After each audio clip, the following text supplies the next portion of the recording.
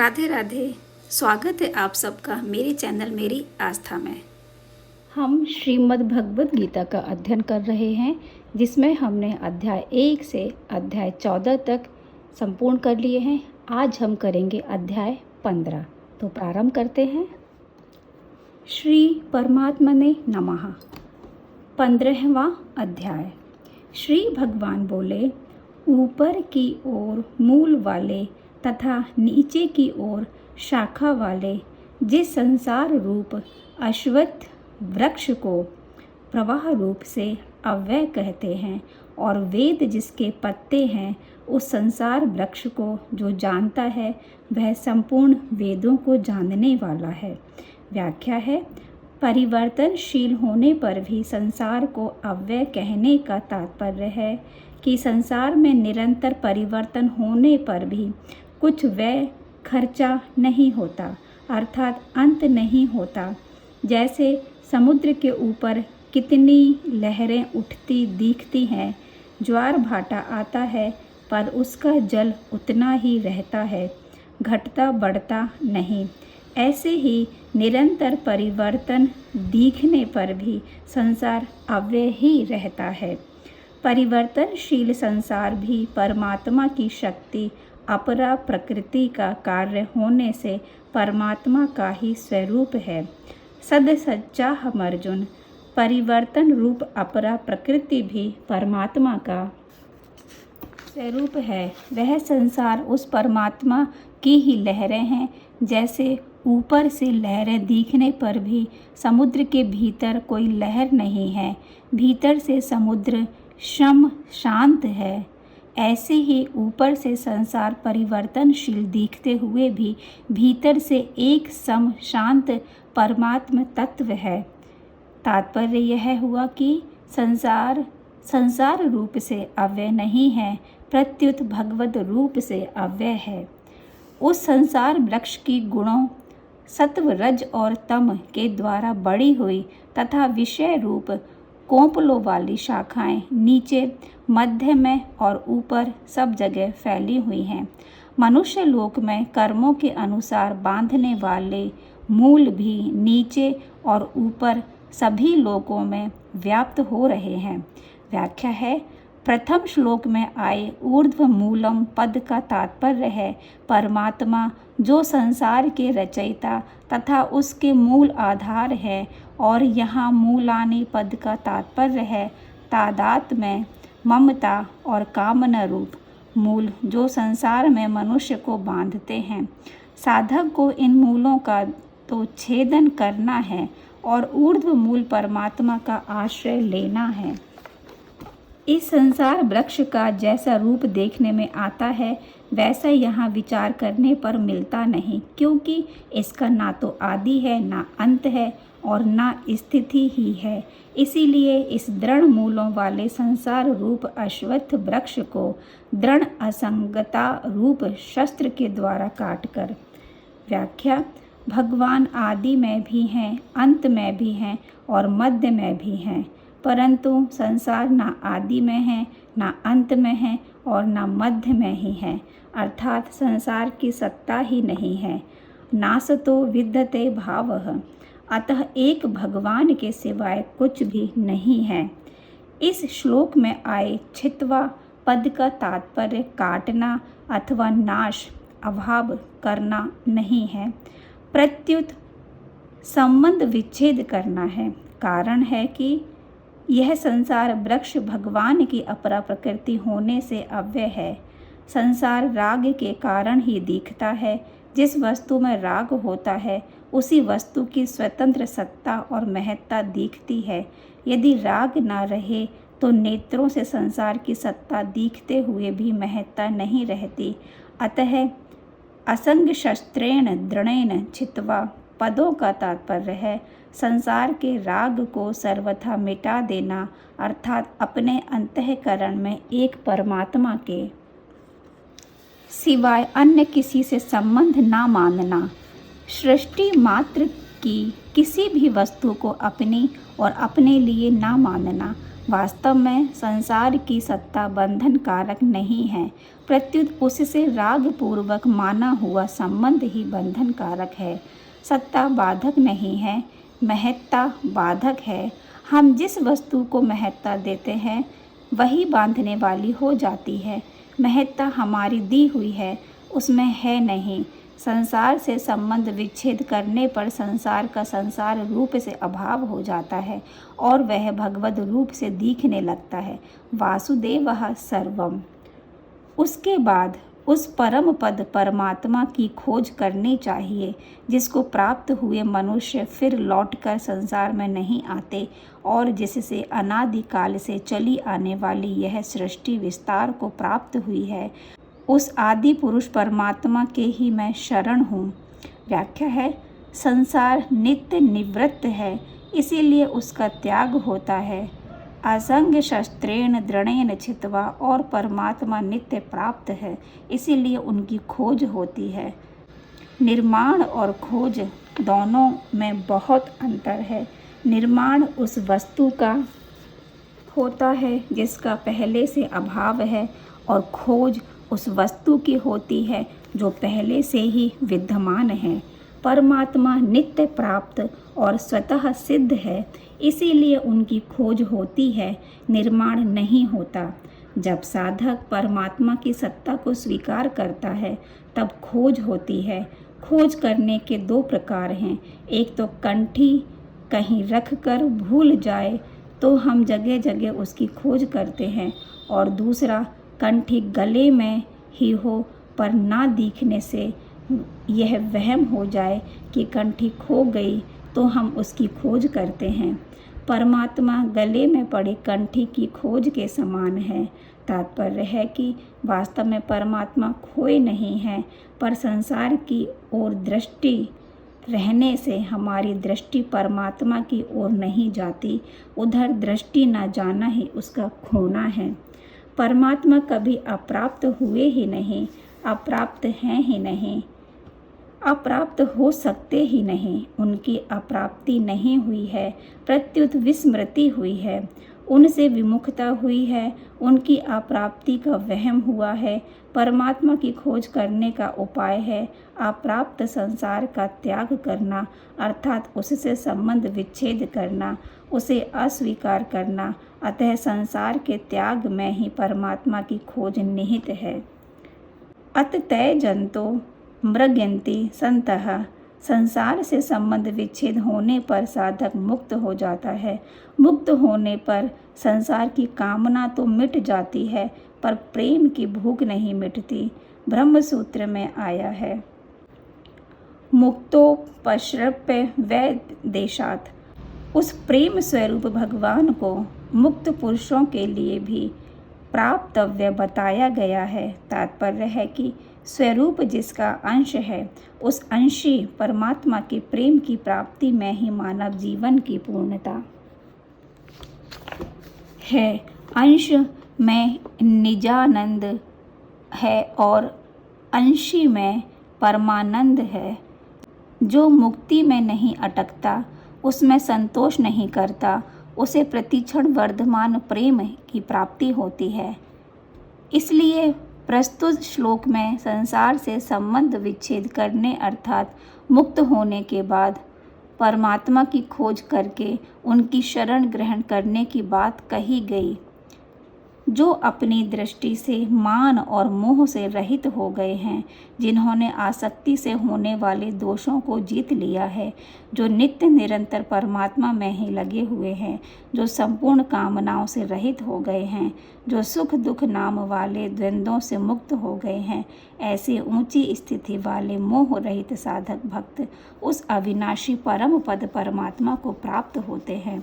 व्याख्या है, जिस परमात्मा को इसी अध्याय के प्रथम श्लोक में ऊर्ध्वमूलम पद से कहा गया तथा जिस परम पद रूपी परमात्मा की खोज करने के लिए चौथे श्लोक में प्रेरणा की गई और आगे छठे श्लोक में जिसकी महिमा का वर्णन किया गया है, उसी परमात्मा स्वरूप परम पद को यहाँ अव्ययम पदम कहा गया है।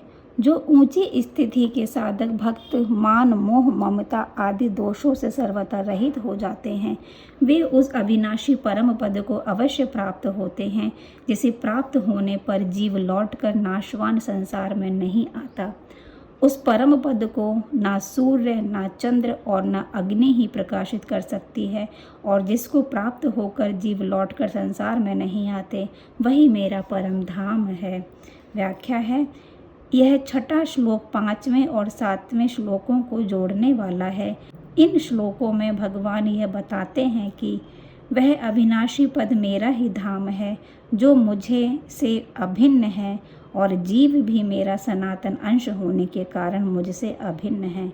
अतः भगवान का जो धाम है वही हमारा धाम है। इसी कारण उस धाम की प्राप्ति होने पर फिर लौटकर संसार में नहीं आना पड़ता।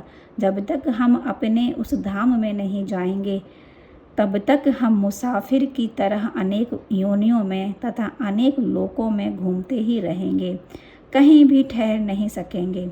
यदि हम ऊंचे से ऊंचे ब्रह्मलोक में भी चले जाएं, तो वहां से भी लौटकर आना पड़ेगा, कारण कि यह संपूर्ण संसार परदेश है, स्वदेश नहीं। यह पराया घर है, अपना घर नहीं है। विभिन्न योनियों और लोकों में हमारा भटकना तभी बंद होगा जब हम अपने असली घर में पहुंच जाएंगे। परम पद को ना तो आदि भौतिक प्रकाश सूर्य चंद्र आदि प्रकाशित कर सकता है, ना आदि दैविक प्रकाश नेत्र मन बुद्धि वाणी आदि ही प्रकाशित कर सकता है, कारण कि यह स्वयं प्रकाश है। इसमें प्रकाशक का भेद नहीं है। इस संसार में जीव बना हुआ आत्मा मेरा ही सनातन अंश है, परंतु वह प्रकृति में स्थित मन और पांचों इंद्रियों को आकर्षित करता है, अपना मान लेता है।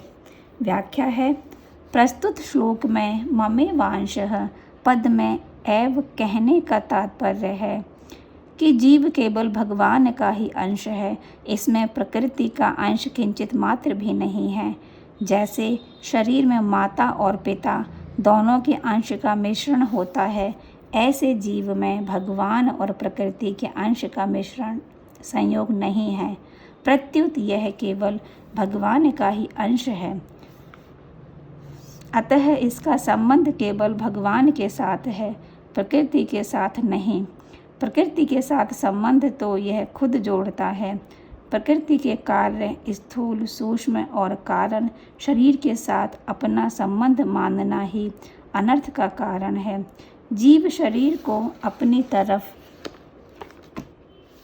खींचता है, कर्षति अर्थात उसे अपना मानता है, पर जो वास्तव में अपना है उस परमात्मा को अपना मानता ही नहीं।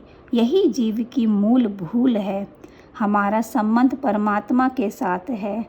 ममेवांशो जीव लोके, इसीलिए हम परमात्मा में ही स्थित हैं, परंतु शरीर इंद्रियां मन बुद्धि का संबंध अपरा प्रकृति के साथ है, इसीलिए वे प्रकृति में ही स्थित है। प्रकृति स्थानीय शरीर के साथ हमारा मिलन कभी हुआ ही नहीं, है ही नहीं, होगा ही नहीं, हो सकता ही नहीं, और परमात्मा से अलग हम कभी हुए ही नहीं, होंगे ही नहीं, हो सकते ही नहीं। हमसे दूर कोई वस्तु है तो वह शरीर है, और समीप से समीप कोई वस्तु है तो वह परमात्मा है। परंतु शरीर को मैं, मेरा और मेरे लिए मानने के कारण मनुष्य को उल्टा दिखता है, अर्थात शरीर तो समीप दिखता है, परमात्मा दूर। शरीर तो प्राप्त दिखता है, परमात्मा अप्राप्त। जैसे वायु गंध के स्थान से गंध को ग्रहण करके ले जाती है, ऐसे ही शरीर आदि का स्वामी बना हुआ जीवात्मा भी जिस शरीर को छोड़ता है, वहाँ से इन मन सहित इंद्रियों को ग्रहण करके फिर जिस शरीर को प्राप्त होता है उसमें चला जाता है। व्याख्या है, वास्तव में शुद्ध चेतन आत्मा का किसी शरीर को प्राप्त करना और उसका त्याग करके दूसरे शरीर में जाना हो नहीं सकता, क्योंकि आत्मा अचल और समान रूप से सर्वत्र व्याप्त है।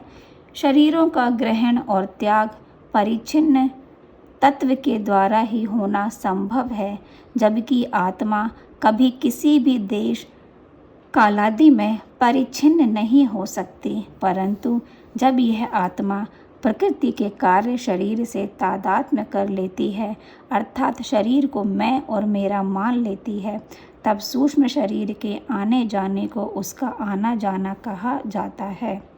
वायु का दृष्टांत देने का तात्पर्य है कि जीव वायु की तरह निर्लिप्त रहता है। शरीर से लिप्त होने पर भी वास्तव में इसकी निर्लिप्तता ज्यों की त्यों रहती है।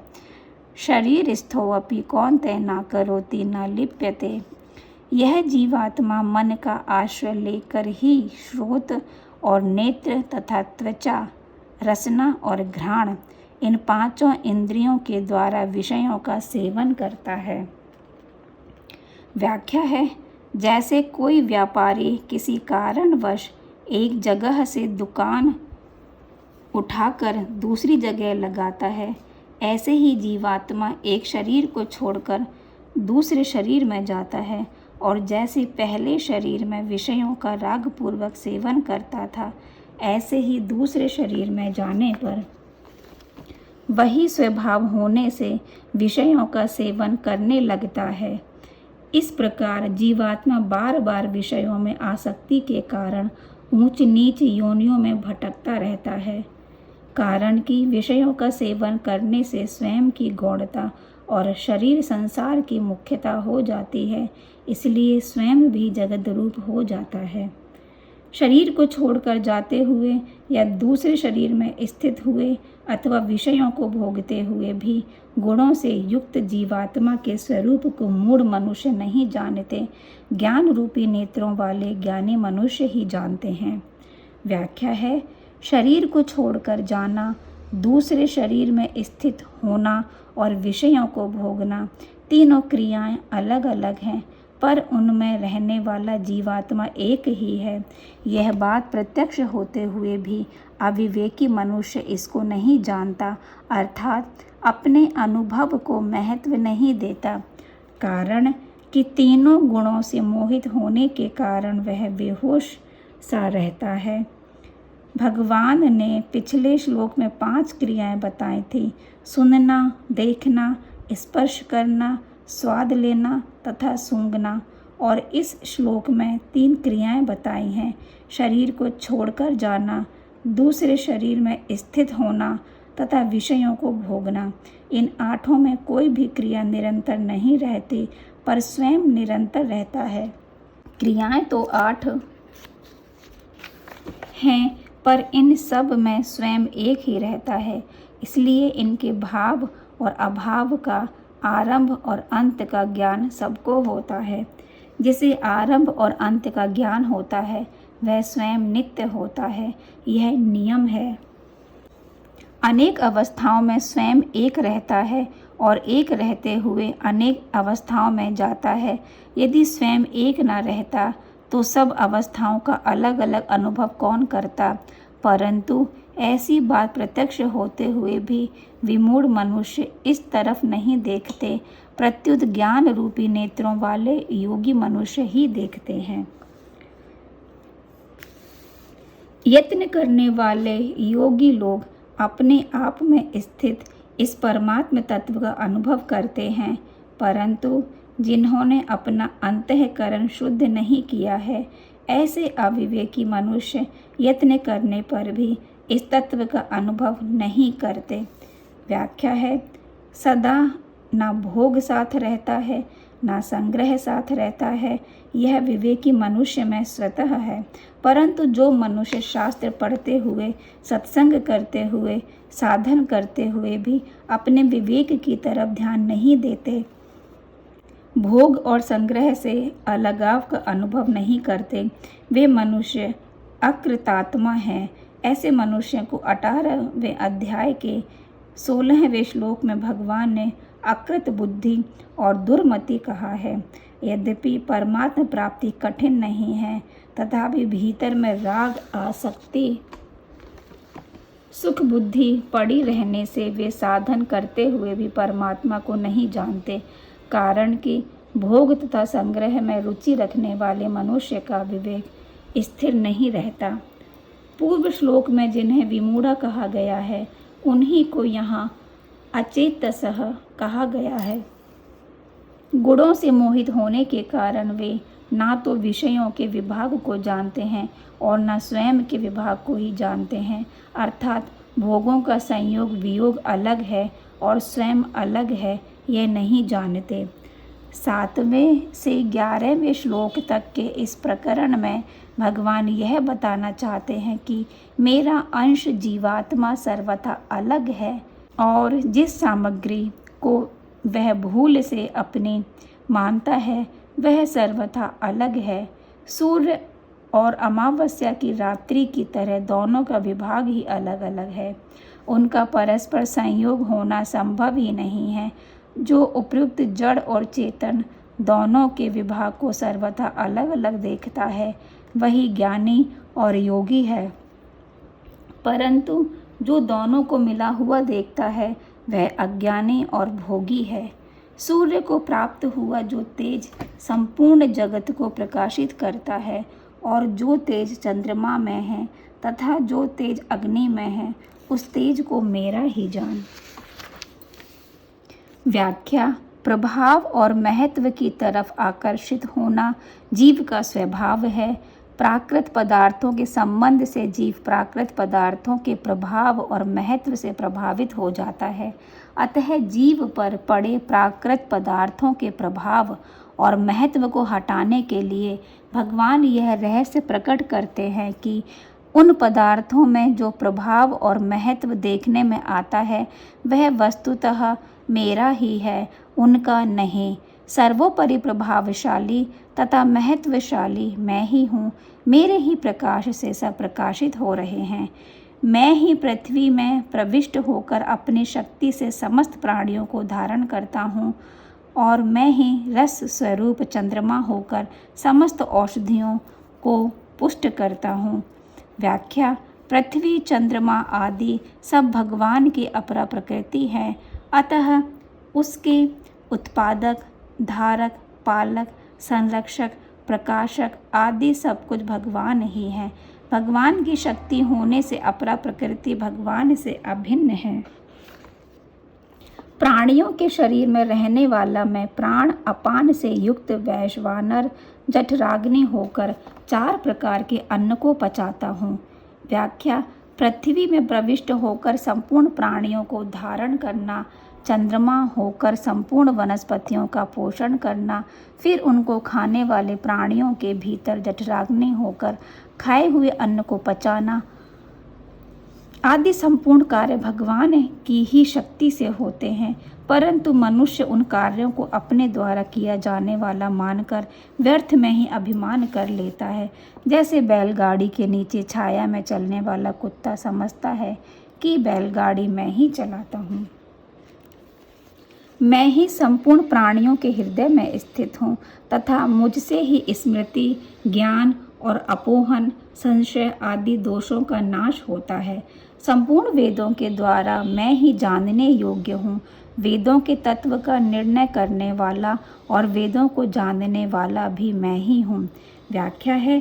पिछले 3 श्लोकों में भगवान ने प्रभाव और क्रिया रूप से अपनी विभूतियों का वर्णन किया। अब प्रस्तुत श्लोक में स्वयं अपना वर्णन करते हैं। तात्पर्य है कि इस श्लोक में स्वयं भगवान का वर्णन है। आदित्य जगत, चंद्र जगत, अग्निगत अथवा वैश्वानरगत भगवान का वर्णन नहीं है। मूल में एक ही तत्व है, केवल वर्णन में भिन्नता है। पहले ममे वांशो जीवलोक के पदों से यह सिद्ध हुआ कि भगवान अपने हैं और यहाँ सर्वस्य चाहम हृदय सन्निविष्ट पदों से यह सिद्ध होता है कि भगवान अपने में हैं। भगवान को अपना स्वीकार करने से उनमें स्वाभाविक प्रेम होगा और अपने में स्वीकार करने से उन्हें पाने के लिए दूसरी जगह जाने की जरूरत नहीं रहेगी। सबके हृदय में रहने के कारण भगवान प्राणी मात्र को नित्य प्राप्त हैं। अतः किसी भी साधक को भगवान की प्राप्ति से निराश नहीं होना चाहिए। भगवान कहते हैं कि वेद अनेक हैं, पर उन सब में जानने योग्य एक मैं ही हूँ और उन सब को जानने वाला भी मैं ही हूँ। तात्पर्य है कि सब कुछ मैं ही हूँ। वासुदेवः सर्वम्। इस संसार में क्षर नाशवान और अक्षर अविनाशी, ये दो प्रकार के ही पुरुष हैं। संपूर्ण प्राणियों के शरीर क्षर और जीवात्मा अक्षर कहा जाता है।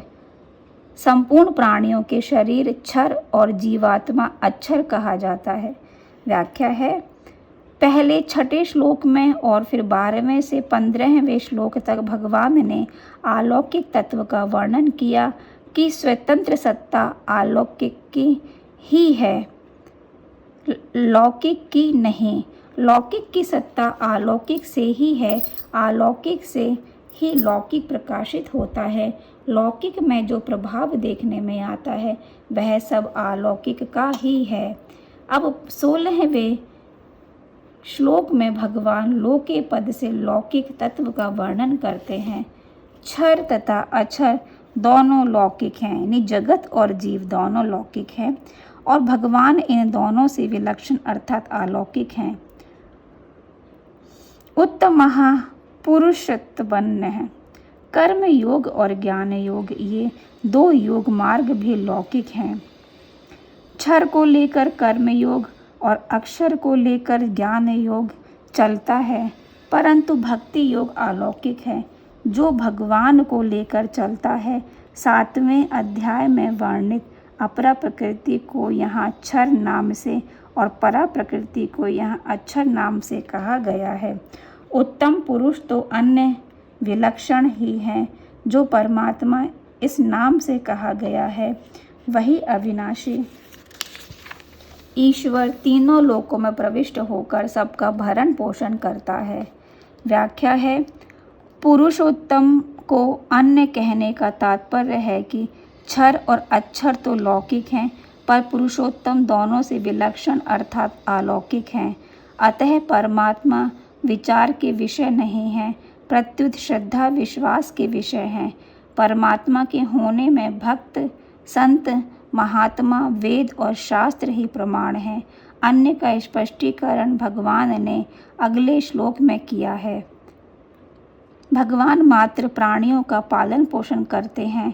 पालन पोषण करने में भगवान किसी के साथ कोई पक्षपात, विषमता नहीं करते।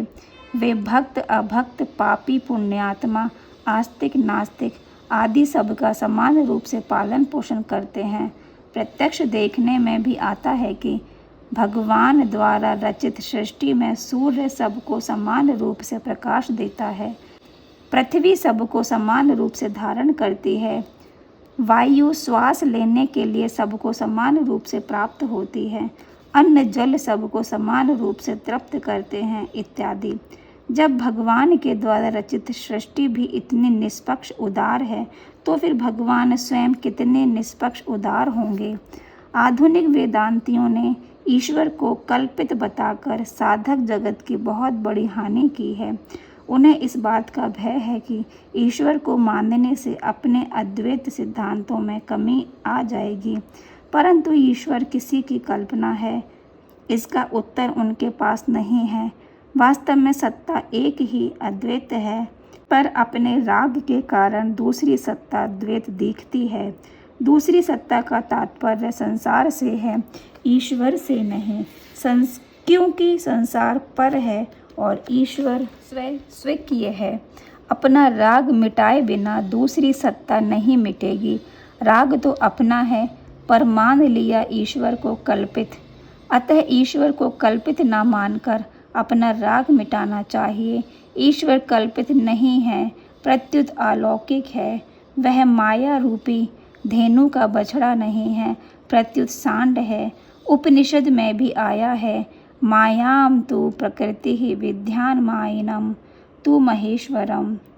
माया को प्रकृति को समझना चाहिए, माया तो प्रकृति को समझना चाहिए और मायापति महेश्वर को समझना चाहिए।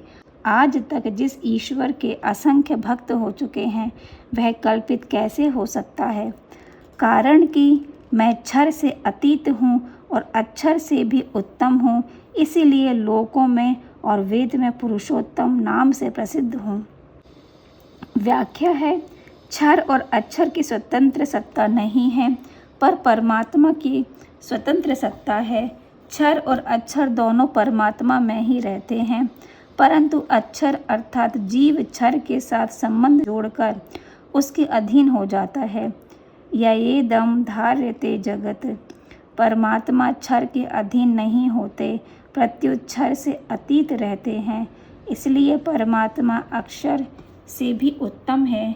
यदि जीव जगत के साथ संबंध न जोड़कर उसके स्वामी परमात्मा के साथ संबंध जोड़े तो वह परमात्मा से अभिन्न हो जाएगा, आत्मीय हो जाएगा। ज्ञानी त्वात्मेव में मतम।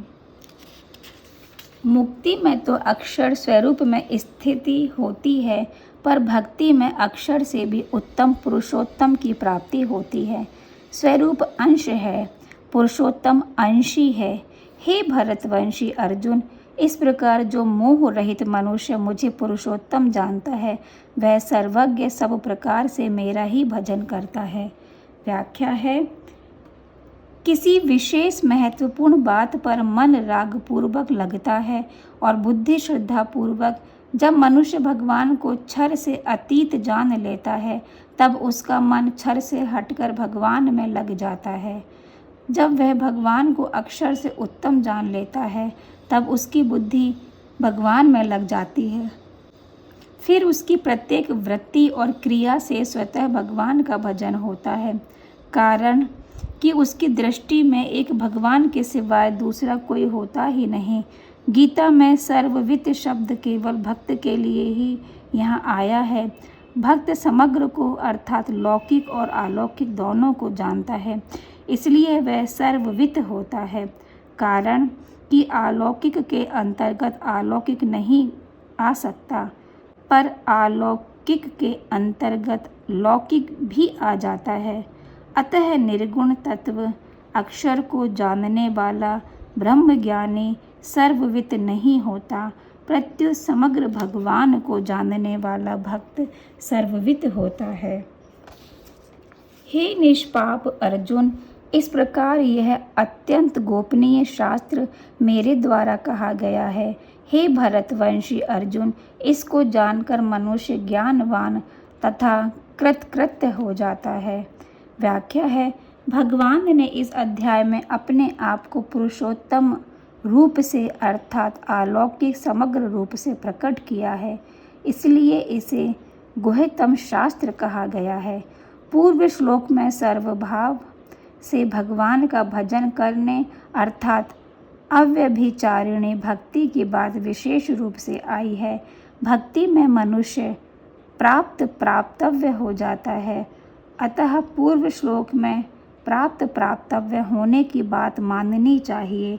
इस श्लोक में बुद्धि मानस्यात् कृत्य पद में ज्ञात ज्ञातव्य तथा कृत्य होने की बात आई है।